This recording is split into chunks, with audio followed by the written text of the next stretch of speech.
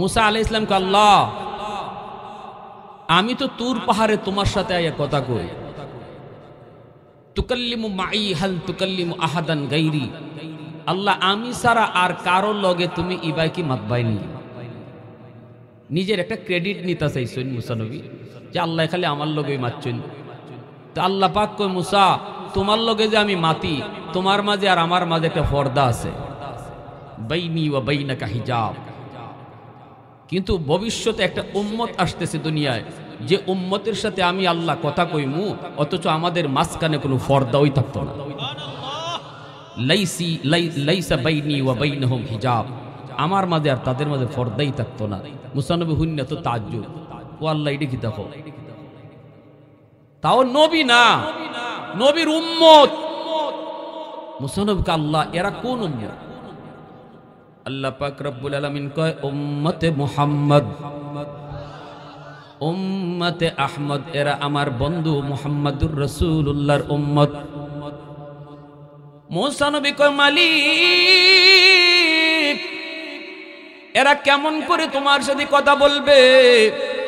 আমি তো তোর পাহাড়ে এসে কথা বলি, কিন্তু ওরা কোন পাহাড়ে গিয়া কথা কইব? আল্লাহ পাক কয় এরা কোনো পাহাড়ে যাওয়া লাগবে না, এরা যখনই নামাজে দাঁড়াইব তখনই আমার সাথে কথা কইব। এজন্য আল্লাহর নবী কয় মুসাল্লি ইউনাজি রব্বা, নামাজি আল্লাহর সাথে কথা কয়, নামাজি আল্লাহর সাথে কথা কয়।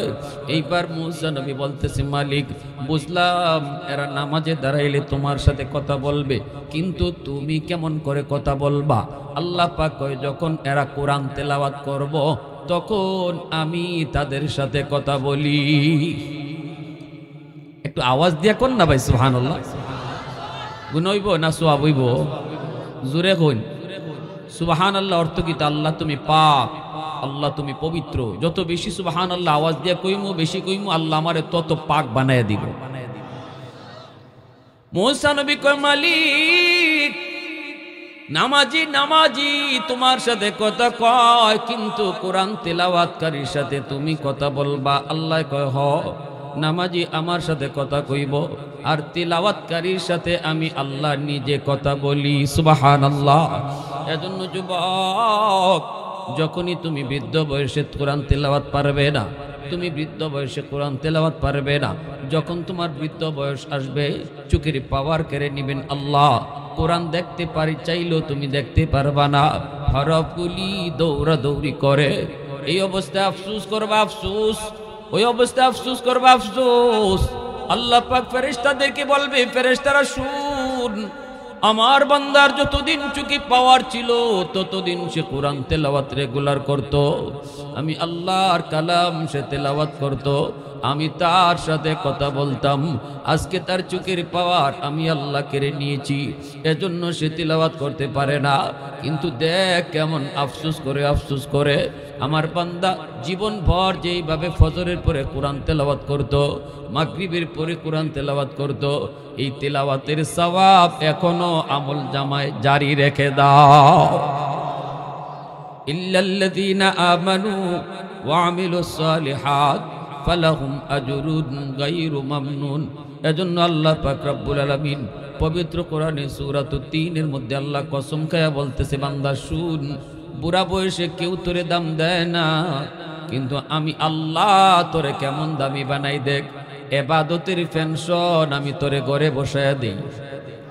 দুনিয়ার সরকারি পেনশন দেয়, নির্ধারিত বয়স পর্যন্ত সরকারি ডিউটি পালন করেছো, সরকার তোমার উপরে খুশি হয়ে বলতেছে না আর অফিসে আসতে হবে না, এখন ঘরে বসা থাকো, ঘরে বসায়া তোমারে আমি বেতন দিমু। এর নাম হইতো সরকারি পেনশন। সকল সরকারের সরকার হলেন আমার আল্লাহ। আল্লাহ কো বান্দা, গায়ে যতদিন শক্তি আছে এতদিন আমার গোলামি কর, করার মতো কর। যেই বয়সে তুই পারবি না, বিছানায় পড়ে যাবি, আমি আল্লাহ দেখবো তুই পারো না, কারণ তোর শক্তি তুই নিজে নিজে কও নাই, আমি আল্লাহ কেড়ে নিছি। ওই বয়সে যৌবনের যতগুলা আমল তোর দায়ী ছিল, সবগুলি আমল আমি আল্লাহ বুড়া বয়সও জারি রাখবো। যেরকম সুবহানাল্লাহ। এ যুবক, একটু দিলটা নরম করে কথাগুলি বোঝার চেষ্টা করো। যুবক, যৌবনে ইবাদত তোমাকে আল্লাহর ওলি বানিয়ে দিবে। এ যুবক যদি বলো না হুজুর আমি তো দেখি পারি না, তোমার মতো যুবক তুমি অফিসে যায় দেখো, অফিসে অনেক যুবক আছে নামাজ পড়ে, বলে যে তুমি পড়ো, মনে করো তুমি বেনামাজি, নামাজ পড়তে পারবা না। কিন্তু কলেজে তালাশ করলেও দেখবা বহু ছেলে নামাজি, নামাজ পড়ে। ভার্সিটিতে গেলেও দেখবা বহু যুবক নামাজি এখন নামাজ পড়ে। আমি ঢাকা ইউনিভার্সিটিতে একবার গেলাম আমার বন্ধুর দাওয়াতে, যাই দেখলাম জোহরের নামাজ পড়লাম। নামাজ শেষ করার পর বন্ধু আমার সাথে হাত মিলাইলো, এরপরে আরেকটা যুবক আমার সাথে হাত মিলাইলো। ওই যুবকটার মাথায় সাদা পাগড়ি, পরনে লম্বা জুব্বা, চেহারার মধ্যে নবীর সুন্নতি দাড়ি, চেহারাটা যেন ইউসুফ নবীর মতো এত সুন্দর ঝলমল করে। আমার সাথে হাত মিলাইলো। এরপরে আমার দোস্ত কইতেছে, দোস্ত দেখে তোমার কি মনে হয়? আমি বললাম দেখে তো মনে হচ্ছে সে কোনো মাদ্রাসায় পড়ে অথবা পড়ায়। কয় না দোস্ত, জীবনে কোনোদিন মাদ্রাসায় পড়ে নেই, শিশুকাল থেকেই স্কুলে পড়ছে, ধর্মীয় পরিবেশে বড় হয়েছে। ঘরের পরিবেশটা ছিল তার ধর্মীয় পরিবেশ। বাপ মা তারে ধর্ম শিখাইছে, বাপ মা তারে মুসলমানি শিখাইছে। বাপ মা হলো সন্তানের সর্বপ্রথম শিক্ষক, ঘর হলো তার প্রথম বিদ্যালয়। এজন্য শিশুরা শিশুকালে বাপ মার কাছ থেকে যা শিখে, বাপ মার কাছ থেকে যা দেখে, বাপ মার কাছ থেকে যা বুঝে, এটা মরণ পর্যন্ত তার কলিজা আর দেমাগ আর মেমোরিতে সেটা বসে যায়। শিশুদের দিল দেমাগ হলো কাদামাটির মতো, যা খুশি লিখবেন লিখতে পারবেন। মাটি যদি শক্ত হয়ে যায় লিখতে চাইলেও লেখা যায় না, ঠিক কি না? আমার শিশু, তার দিল দেমাগ হলো কাদামাটির মতো। ঘরের পরিবেশটা হলো তার প্রথম বিদ্যালয়, মা বাবা হলো তার প্রথম শিক্ষক। এজন্য বাপ মা শিশুকালে সন্তানকে তুমি আল্লাহর পরিচয় শিখাও, সন্তানকে আমার নবীর পরিচয় শিখাও, সন্তানকে নামাজ শিখাও, সন্তানকে কালেমা শিখাও, সন্তানকে দোয়া দরুদ তুমি বাবা শেখাও, মা শেখাও। ঘরের মধ্যে তারে নামাজ পড়ানোর দৃশ্য তার চোখে রেকর্ড করাও, ঘরে তার কোরআন তেলাওয়াতের আওয়াজ তার কানে রেকর্ড করাও। চোখ হলো তার ভিডিও রেকর্ডার, কান হলো তার অডিও রেকর্ডার। শিশু বাচ্চাটা চোখের মধ্যে যা দেখবে তা চোখে রেকর্ড করে রাখবে, যা দেখবে মেমোরিতে সেটা ভিডিওর হিসাবে রেকর্ড করে রাখবে, কান দিয়ে যা শুনবে মেমোরিতে সে অডিও হিসাবে রেকর্ড করে রাখবে। এই বাচ্চা যেদিন সাপ্লাই দিবে বয়স হলে, ওই দিন এতদিন যা রেকর্ড হয়েছে তাই কিন্তু সাপ্লাই দিবে, ঠিক না? এজন্য বাপ মা সিদ্ধান্ত নেও, আমার সন্তানের কানে আমি গান রেকর্ড করাবো নাকি কোরআন তেলাওয়াত রেকর্ড করাবো। সন্তান যদি দুধ খায় মার আর গান শুনে, নাটক শুনে, সিনেমা শুনে, দুধের সাথে গানও কিন্তু সন্তানের ভিতরে গিয়ে ঢুকতেছে। আর যদি মা দুধ পান করানোর সময় কোরআন তেলাওয়াত করে, দুধের সাথে কোরআন তেলাওয়াতও যায় ঢুকবে। এজন্যই তো পেটে সন্তান নিয়ে মা যদি বেশি বেশি মিষ্টি খায়, সন্তান বড় হওয়ার পরে মিষ্টি প্রিয় হয়। পেটে সন্তান নিয়ে মা যদি বেশি বেশি টক খায়, সন্তান বড় হওয়ার পরে টক প্রিয় হয়। সন্তান পেটে নিয়ে মা যদি বেশি বেশি ঘুমায়, সন্তান বড় হওয়ার পরে অলস হয়। সন্তান পেটে নিয়ে যদি মা টুকটাক কামকাজ করে, এই সন্তান বড় হওয়ার পরে কর্মঠ হয়। সন্তান পেটে নিয়ে মা যদি গান শুনে, সন্তান বড় হওয়ার পরে গায়ক হয়। পেটে সন্তান নিয়ে যদি মা বেশি বেশি কোরআন তেলাওয়াত করে, এই সন্তান অল্প দিনে হাফেজে কোরআন হয়। পেটে সন্তান নিয়ে মা যদি বেপরদায় চলে, সন্তান তারসিরা হয়, ব্রেন্ডিলা হয়। পেটে সন্তান নিয়ে যদি মা পর্দার ভিতরে থাকে, এই সন্তান বড় হওয়ার পরে মেধাবী হয়। অভিজ্ঞরা অভিজ্ঞতার আলোকে বলেছেন, এজন্যই পেটের সন্তানের উপরে মার আসর গিয়া পড়ে। ঘরে যা করে বাপ মায়ের, ঘরের ভিতরে বাপ মায়ের যা করে সব কাজের আসর সন্তানের দেমাগে পড়ে। বাপ যদি মারে গালি দেয়, এই গালির বদ আসরটাও শিশু বাচ্চার দেমাগে গিয়া পড়ে। এই বাচ্চা যদি বড় হইয়া গালি শিখে, এক নাম্বার দায়ী হলো তার বাপ। কষ্ট হইতেছে নাকি কইতে হুজুর এই কি ওয়াজ শুরু করলো? রোগ ধরতে হইব না, আমরা কি কোন রোগ ধরতে হইব না, এরপরে না চিকিৎসা। আগে তো রোগ ধরতে হইব। চারা গাছে পানি দেন, গাছ মুটো হয়ে গেলে পানি দিলাম কি? যে সময়ে গাছে পানি দেওয়া এই সময়ে তো পানি দিতে হবে, ঠিক কিনা? এজন্য আমার ভাইরা, আমার সন্তানকে আমি ঘরের মধ্যে কি দেখাবো, কি শিখাবো, কি শোনাবো, এটা বাপ মার সিদ্ধান্ত। যদি সঠিক হয় সন্তানের ভবিষ্যৎ আলোকিত হবে, ভুল হলে সন্তানের ভবিষ্যৎ অন্ধকার হবে, ভুল হলে সন্তানের ভবিষ্যৎ অন্ধকার হবে। আমার সন্তান কিন্তু আল্লাহর ওলি হয়ে দুনিয়ায় আইছে। কুল্লু মাউলুদিন ইউলাদু আলাল ফিতরা ফাআবাওয়াহু ইউহাব্বিদানিহি আও ইউনাসসিরানিহি আও ইউমাজ্জিসানিহি আও কামা ক্বালান নবিয়্যু আলাইহিস সালাম। নবীজি বলে সকল সন্তান দুনিয়াতে আসে আল্লাহর ওলি হইয়া, এরপরে তার বাপ মার কারণে সন্তান বেনামাজি হয়, বাপ মার কারণে ইহুদি হয়, বাপ মার কারণে নাসারা হয়, বাপ মার কারণে মুশরিক হয়, বাপ মার কারণে সে এরকম গাঞ্জাখোর হয়, নেশাখোর হয়, বাপ মার ভুল সিদ্ধান্তের কারণে সন্তানের বুজুর্গি নষ্ট হয়।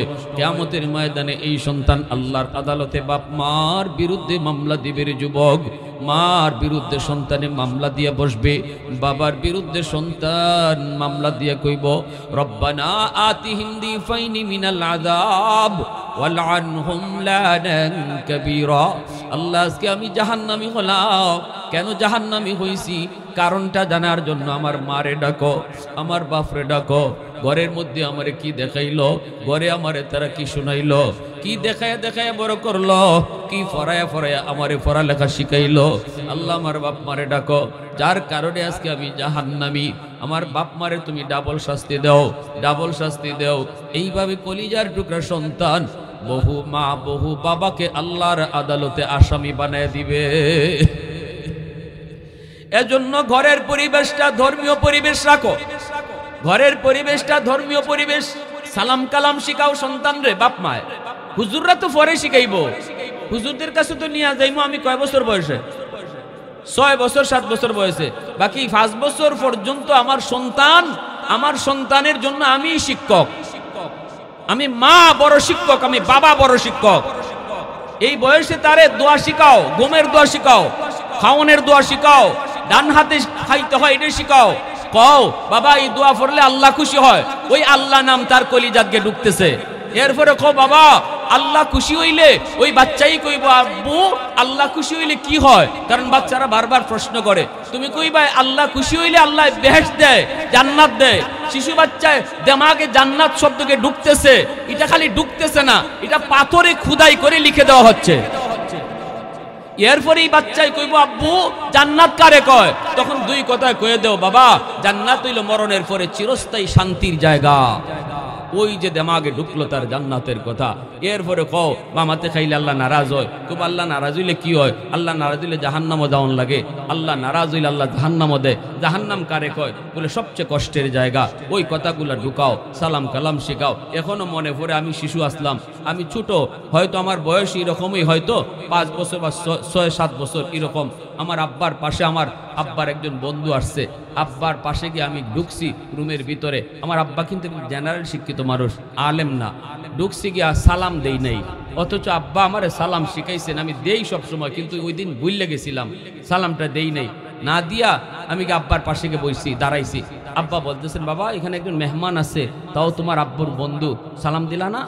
তো আমি সাথে সাথে আসসালামু আলাইকুম বলছি, কিন্তু আমার আঙ্কেল ইনি মান্য নিছে, ইনি কয় ওয়ালাইকুম আসসালাম বাবা, আল্লাহ তোমার বাসায় রাখুক। কিন্তু আমার আব্বা বলতেছেন জি না, এই সালাম আমি নিমু না, তুমি রুম থেকে বাইর, রুম থেকে বাইর, বাইরিয়া রুমে আবার ঢুকো, ঢুকার সময় সালাম দিয়ে ঢুকো। আমার আঙ্কেল বলতেছে ভাই বাদ দেন, ছোট মানুষ বুঝছে না, সালাম তো দিছেই দিছেই তো। আল্লাহ আব্বা বলতেছেন ভাই এখন যদি ওর সালামটা আমি নিয়ে নেই সারা জীবন মনে থাকবে না, সারা জীবন যদি মনে রাখাইতে হয় রুম থেকে বাইর করতে হবে, সালাম দিয়া রুমে ঢুকাইতে হবে। ওই যে বাইর ইসলাম সালাম দিয়া ঢুকছিলাম 30 বছর আগের কথা এখনো আমার মনে আছে। এজন্য বলি বাপ হওয়া সহজ, আদর্শ বাবা হওয়া কঠিন। মা হওয়া সহজ, আদর্শ মা হওয়া কঠিন। আগে ঘরটারে আদর্শ ঘর বানাও। সন্তান অটো যেমন আল্লাহর ওলি হয়ে আইছে, কবর পর্যন্ত আল্লাহর ওলি হয়েই যাবে। এজন্য আমার ভাইরা বন্ধুরা বলতেছিলাম, ওই যে আমার বন্ধু কই দোস্ত, আমার এই দোস্ত সে কিন্তু ঢাকা ইউনিভার্সিটিতে পড়ে, সে কোনোদিন মাদ্রাসার বারান্দায় যায় নাই, কিন্তু ঘরটা হলো ধর্মীয় পরিবেশের। বাবাও দাওয়াত তাবলীগে জড়িত, মাও দাওয়াত তাবলীগে জড়িত, আল্লাহওয়ালাদের সাথে সোহবত। আবার এই এতাতি তাবলীগি না, বন্ড তাবলীগি না। এরা কি কাম করছে দেখছেন না? কালকে রাত্রে কি মারামারি করছে, কতজন আমাদের কতজন তাবলীগের ওলা আলিমপন্থী তাবলীগ কয়েকজনকে শহীদ করে দিয়েছে পর্যন্ত। নাউজুবিল্লাহ। আল্লাহ যারা শহীদ হয়েছে তাদেরকে শাহাদতের মর্যাদা দান করো। প্যারে হাজিরিন, কি বলবো, কলিজা ফেটে যায় দুঃখে, কলিজা ফেটে যায়। একমাত্র ইসলামের খালেস একটা খেদমতের জায়গা ছিল দাওয়াত তাবলীগ, যেখানে কোনো গ্রুপিং ছিল না, দলাদলি ছিল না। ইহুদিরা এই আমাদের মাথা একজন রে ভারতের, তারে কিনে নিয়ে নিছে এই ফাটল ধরাইবার জন্য, ধরাইও দিছে। দাওয়াত তাবলীগে 2 ফাটল ধরাই দিছে, আলেমদের থেকে সম্পূর্ণ ভিন্ন করে দিছে এক গ্রুপকে। আজকে তারা কত বড় অঘটন ঘটাই দিল ঢাকায়। রক্তপাত এখনো বইতেছে, টঙ্গীর ময়দান রক্তে লাল, টঙ্গীর ময়দানে এখনো আগুন জ্বলছে বাড়ি ঘরে। আমাদের একটাই কথা, দাওয়াত তাবলীগ চলবে, তবে উলামায়ে কেরামের নেতৃত্বে, ঠিক কিনা? কারা কারা রাজি হাত উঠে আল্লাহকে একটু দেখান। আল্লাহ তুমি কবুল করো, জোরে বলেন আমিন। যে কোনো দল বলি, যে কোনো সংঘ বলি, যে কোনো বুজুর্গ বলি, যে কোনো পীর বলি, যার দরবারে যে জায়গায় উলামায়ে কেরাম নাই, এখানেই বুঝতে হবে ভেজাল। আওয়াজ আসতে কে লাগি, জোরে কোন? উলামায়ে কেরাম যেখানে নাই, বুঝতে হবে ভেজাল। আলাইকুম বিমুজালাসাতিল উলামা ওয়া ইসতিমাই কালামিল হুকামা ফাইন্নাল্লাহা তাআলা ইউহয়িল কলবাল মাইয়িতা বিনূরিল হিকমা কামা ইউহয়িল আরদাল মাইতাতা বিওয়াবিলিল মাতার। রাসূল বলেছেন, কিয়ামতের আগ মুহূর্তে আমি রাসূল বলে যাই, মহাদৌলত ঈমান যদি হেফাজত করতে চাও, তাহলে আমার উম্মতের উলামায়ে কেরামের সাথে মিলেমিশে থাকবে। আল্লাহ রাসূলের ভবিষ্যৎবাণী, দৌলতি ঈমান যদি হেফাজত রাখতে চাও, উলামায়ে কেরামের সাথে মিলেমিশে থাকবা, তাদের পরামর্শ নিয়ে চলবা, তাদের সাথেই সময় দিবা, তাদের সাথেই সময় কাটাইবা। আল্লাহ রাসূল কয়, উলামায়ে কেরামের সাথে যদি থাকো, তাহলে তোমার মুর্দা দিলটারে আল্লাহ জিন্দা বানায় দিবে।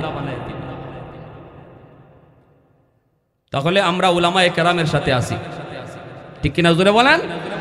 আমার ভাইরা, ও আমার দোস্ত বলতেছে, এই ছেলেটা সে ঘরের পরিবেশেই ধর্মীয় পরিবেশে বড় হইছে, স্কুলে পড়ছে, প্রাইমারি পড়লো, হাই স্কুলে পড়লো, কলেজে পড়লো, এরপরে ঢাকা ইউনিভার্সিটিতে ভর্তি হলো।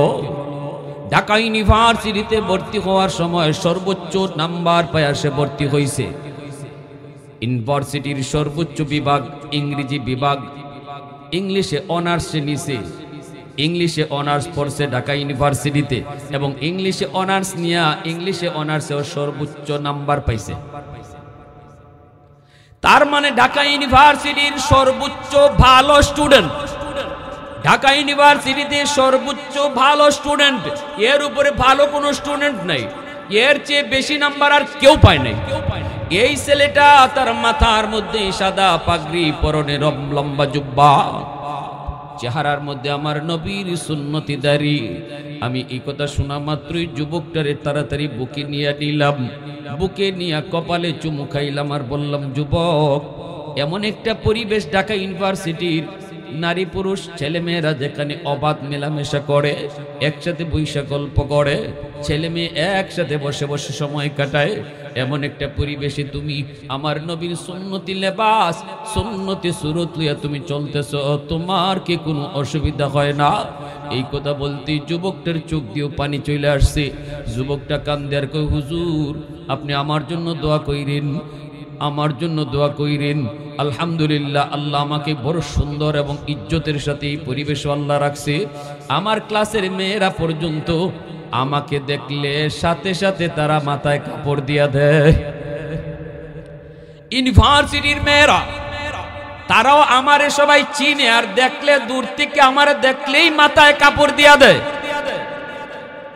এ যুবক, তোমার হাতে ধরি বলি, পায়ে ধরি বলি, তোমার মতো একজন যুবক, সে যদি যৌবনটারে এমন ভাবে কন্ট্রোল করতে পারলো, তুমি কেন পারবা না? তোমার পাগলা গোরা কেন যেদিকে খুশি ওই দিকে দৌড় দিবে? কেন তুমি তোমার পাগলা গোরার লাগাম টেনে ধরতে পারো না?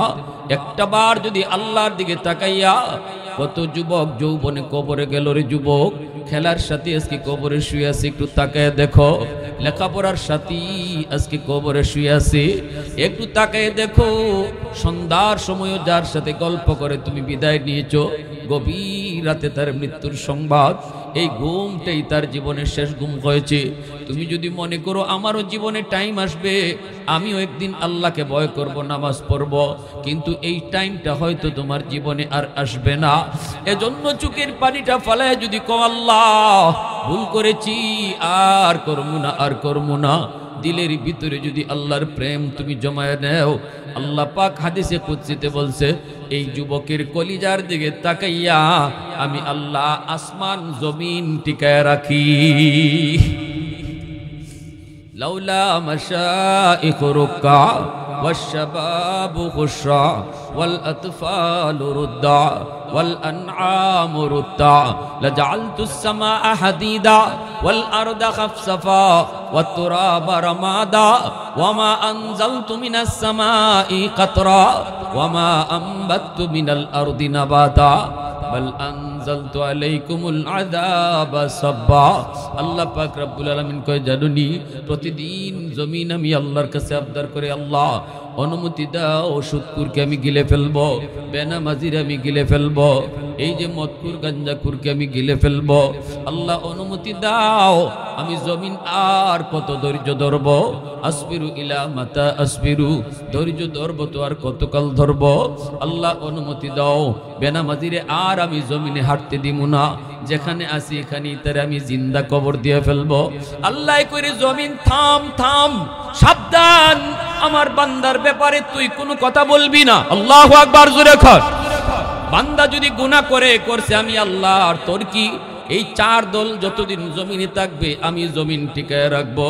এক নাম্বার হলো লাউলা মাশাইখ রুকা, জমিনের ভিতরে আমি যখন দেখি আমার কিছু বান্দা বান্দি বয়স হয়ে গেছে, চুলদারি সাদা হয়ে গেছে, কোমরে ব্যথা, হাঁটুতে ব্যথা, রুকু করতে কষ্ট হয়, সেজদা দিতে তার বড় কষ্ট হয়, রক সিরা যায়, এরপর আমি আল্লাহর কদমে কষ্ট কইরা কইরা সেজদা দেয়, ওই সেজদার দিকে তাকাইলে জমিনের প্রতি আমার মায়া লেগে যায়। ওয়াশবাবু খুশা, আল্লাহ কই দ্বিতীয় দল হলো আমি যখন দেখি জমিনের ভিতরে কিছু যুবক যৌবনের পাগলামি করে না, বন্ধুর সাথে গুনার কাজে যায় না, না না বন্ধুদের সাথে চুরি ডাকাতিতেও যায় না, না না গানের আয়োজন করে না। আমি যখন দেখি যুবক যৌবনে আমি আল্লাহর প্রেম অন্তরে জমায়, যুবককে যৌবনে মসজিদে পাওয়া যায়, যৌবনে তারে বাপ মার সেবা করতে দেখা যায়, যৌবনে মুরব্বীদের সম্মান করতে দেখা যায়, যৌবনে উলামায়ে কেরামকে তাজিম করতে পাওয়া যায়। আমি আল্লাহ যখন দেখি সে যৌবন কালটা দিনের লাইনে দিনের পথে কাটায়, ওই যুবকের কলিজার দিকে যখন আমি তাকাই, তখন এই জমিনের প্রতি আমার মায়া লেগে যায়। ওয়াল আতফালু রুদ্দা, তৃতীয় দল আল্লাহ বলে ঘরের মধ্যে কিছু শিশু বাচ্চা আছে, যদি এই জমিনের ভিতরে আমি আল্লাহ আযাব গজব দেই, তাহলে শিশু বাচ্চাগুলো গজবে পড়া যায়, অথচ শিশুরা নিষ্পাপ মাসুম, শিশুদের কোনো দোষ নাই। ওই শিশু বাচ্চাগুলার দিকে যখন আমি তাকাই, তখন আমি এই জমিন টিকায় রাখি। 4 নম্বরে আল্লাহ বলেন ওয়াল আনআমু রুত্তা, জমিনের ভিতরে কিছু হাঁস মুরগি গরু ছাগল আছে, এদের কোনো দোষ নাই, কোনো গুনাহ নাই, অন্যায় নেই। যদি এই জমিনের ভিতরে আযাব গজব আসে মানুষের গুনার কারণে, গরু ছাগল হাঁস মুরগিগুলা তারা গুনাহ এই গজবে পইরা যায়, অথচ তারা নিষ্পাপ, তাদের কোনো গুনাহ নাই। আমি আল্লাহ এই 4 দল যতদিন জমিনে থাকবে ততদিন আমি জমিন টিকায় রাখবো। যদি 4 দল না থাকতো লাজাআলতুস সামাআ হাদিদা, এবার আল্লাহ তার গুসার কথা বলতেছেন, এইবার আল্লাহ তার রাগের কথা বলতেছেন। যদি এই 4 দল না থাকতো, যদি ওই বৃদ্ধ বান্দা বান্দিগুলা যারা সেজদা দেয় বৃদ্ধ বয়সে, ওই যুবকগুলি যখন যৌবনে আমি আল্লাহরে ডরায়া চলে, এই যুবকগুলি যদি জমিনে না থাকতো, ঘরে ঘরে শিশু বাচ্চা যদি না থাকতো, হাইওয়ান জীব জানোয়ার যদি জমিনে না থাকতো, লাজাআলতুস সামাআ হাদিদা, আল্লাহ কয় এই আসমান আমি লোহা বানায় দিতাম, যেই পরিমাণ নাফরমানি জমিনে হয়, এই নাফরমানির কারণে আসমান আমি লোহা বানিয়ে দিতাম। ওয়াল আরদা খাফসাফা ওয়াত তুরাবা রামাদা, জমিনকে আমি তামা বানিয়ে দিতাম। আম্বাতু মিনাল আরদি নাবাতা ওয়া মা আনজালতু মিনাস সামাই কাতরা, এক পুরা রহমতের বৃষ্টি জমিনে নাজিল করতাম না। ওয়া মা আম্বাতু মিনাল আরদি নাবাতা, একটা শস্যের দানাও আমি জমিনে উঠতে দিতাম না। বাল আনজালতু আলাইকুমুল আযাবা সাব্বা সাব্বা, পরপর জমিনে শুধু আযাব আর গজব নাজিল হইতো, আযাব আর গজব নাজিল হইতো। কারণ গুনাহ গজবকে টানে, গুনাহ গজব টেনে নিয়ে আসে। যেই পরিমাণ গুনাহ জমিনে হয়, গ্রামের ভিতরে যদি জরিপ করা হয় দেখা যাবে নামাজির চেয়ে বেনামাজির সংখ্যা গ্রামে বেশি, ঠিক কিনা জোরে বলেন। ঘরে যদি তালিকা তৈরি এরকম ভাবে জরিপ করা হয় দেখবে ঘরের মধ্যে নামাজির চেয়ে বেনামাজির সংখ্যা বেশি। আল্লাহ কয় যদি এমনই হইতো আযাব আর গজব আইসা জমিন তামা বানায় দিত, কিন্তু এই চার দলের কারণে আমি আল্লাহ জমিন টিকায় রাখছি। জোরে কোন সুবহানাল্লাহ, আর একটু জোরে কন্যা সুবহানাল্লাহ। প্রশংসা করব কার? একটু জোরে আওয়াজ দিয়া কোন কার? এজন্য আল্লাহ বলছে, যুবক যৌবনে আমার গোলামি করো, যৌবনে আমারে ডরাও, যৌবনে আমি আল্লাহরে ভয় করে চলো। যতদিন গায়ে শক্তি আছে কদর করো, এই শক্তিটার কদর করো, তুমি আমার গোলামি ঠিক মতো করো। কোনো এক টাইমে তোমার গায়ে এই শক্তি থাকতো না, তখন কিন্তু তুমি চাইলেও নামাজটা সুন্দর করে পড়তে পারতাই না, চাইলেও তুমি মসজিদে যাইতে পারতাই না। আমি আল্লাহ তখন খুশি হইয়া তোমারে ঘরে বসাইয়া যৌবনের সব আমল তোমারে অটো আমি তোমার আমল নামায় দিতে থাকবো। কারা কারা গায়ে শক্তি থাকতে আল্লাহর গোলামি করতে রাজি আছে? একটু হাত উঠে দেখাই। আল্লাহ তুমি কবুল করো। সবাই বলে